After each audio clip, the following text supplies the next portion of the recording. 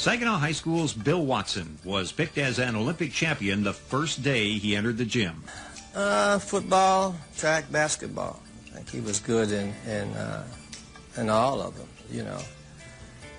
But mainly he got his notoriety through track.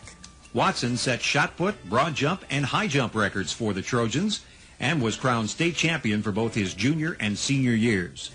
But this was just the start for Bill Watson, who earned a scholarship to the University of Michigan. Big Ten schools back then, big universities, did not recruit African-American high school student athletes, by and large. So Bill was special. I mean, he was a pioneer at the University of Michigan, and really pioneered the way for black athletes, I think, throughout the country. He was one of the first. Barriers weren't the only things that fell for Watson, who toppled the indoor shot put record during his sophomore year.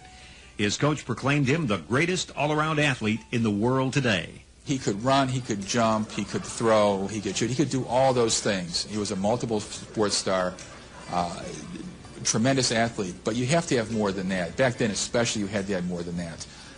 And Bill had it academically, in terms of leadership skills. To be the first black captain at U of M is a tremendous honor for him. It says a lot about his character.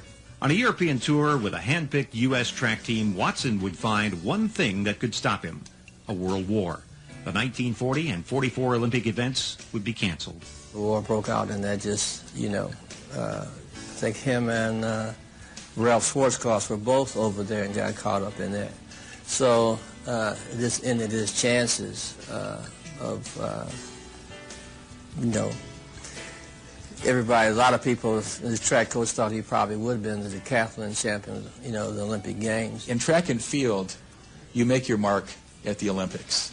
I mean, Jesse Owens was a tremendous sprinter, and he was tremendous at Ohio State, and he set all kinds of records. But if Jesse Owens hadn't been able to go to the Olympics, and especially during that time in that place, there might have been the Jesse Owens legend might be a little bit different.